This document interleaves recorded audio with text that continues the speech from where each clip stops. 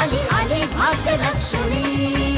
हे बघा, सूर्या या प्रकरणात अडकता कामा नये, नाहीतर आपली छेतू होईल एकदा। मग काय गावकऱ्यांना सोपवू त्याला? अहो ठार मारून टाकतील त्याला। आबरू जाईल ती जाईल आणि तुमचं मंत्रीपद सुद्धा धोक्यात येईल।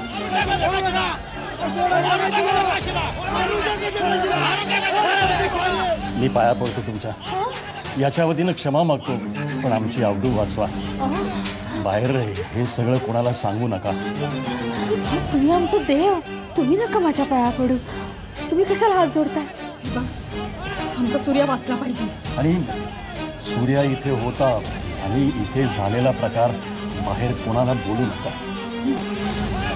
ठीक आहे। हो जयश्रीबाई, त्या काशीला आमच्या हवाली करा, नाहीतर आम्हाला या मंदिरातच तिला मारावं लागेल।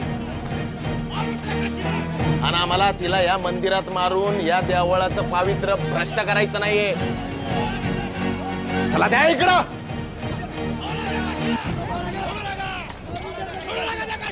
नमस्कार धनाजीराव आणि परिवार।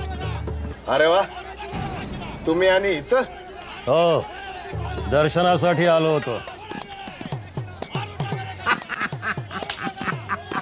आईला निर्लज्ज मनाचा कळच आहे।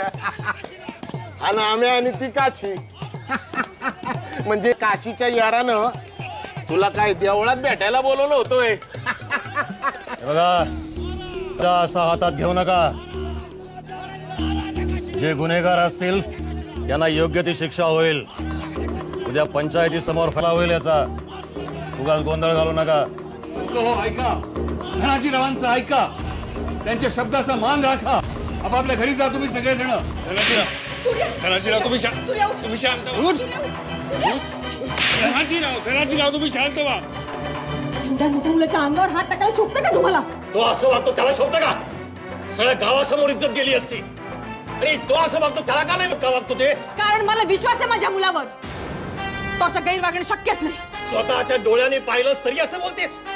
त्या सगळ्याला कारणीभूत ती जयश्री आणि तिची ती मुलगी काशी आहे, हे तुम्हाला माहितीये? त्या दोघींना कसली आली इज्जत? बघा, मी मरणाला घाबरत नाही। वाटलं तर आपण उशिरा निघू, मग तर झालं। नाही नामदेवा, तू आता जा। काशी तू तरी सांग समजावून। नामदेवा तुला सांगितलं ना, तू जा म्हणून। काय व्हायचं तेव्हा दोघींचं होऊन जाऊ दे। मी इथून जाणार नाही आता।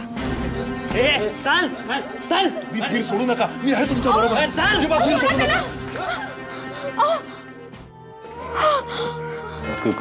कोण? आता एवढा मोठा झालायस की काही ओळखत नाहीस? आज देवळात माझ्या समोर जे काही घडलं ते पाहिलंस ना? हो हो, मग काय करायचं ठरवलंस तू? मी शब्द दिलाय, मी काशीला न्याय देईन। दोन माय लेकींची काहीही चूक नाहीये। त्यांना न्याय दे आणि खऱ्या गुन्हेगाराला शिक्षा कर। हो, त्या भाविणीकडे जा आणि हवे तेवढे पैसे तिच्या हातात कोंबा। म्हणावं थोबाड बंद ठेव। यांना देखील मी सांगितले, सूर्या जर का या प्रकरणात अडकला तर मी आत्महत्या करेन। आपण पोलीस असलो तरी माणूस आहोत हे मला मान्य आहे, पण आपल्याला जेव्हा सोयीचं असेल तेव्हा माणूस व्हायचं आणि अडचणीत सापडलो ना काय पोलीस व्हायचं। हे माणूस बिणूस डोक्यातून काढून टाका। काय साळवी, या आपल्या खात्यामध्ये जर यशस्वीच असेल ना तर माणूस कधी व्हायचं आणि पोलीस कधी व्हायचं याचं अचूक गणित जमलं पाहिजे। जे मला जमलंय म्हणून मी यशस्वी आणि तुम्ही अयशस्वी म्हणून तुम्ही हवालदार। तेव्हा तुम्ही चौकीत बसायचं, मी एकटा जाणार आहे। चला। ठीक आहे सर। हे बघा, काशीनं विरोबाचा दिवा उधळूनलेला आहे, तेव्हा तिनं देवाचा आणि आपल्या गावाचा दोघांचा बी अपमान केलेला आहे।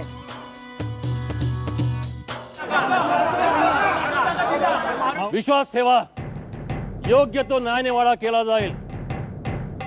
धर्माचा आणि देवाचा अपमान झालेला आहे, तेव्हा काशीला शिक्षा करण्याचा अधिकार फक्त आम्हाला आहे।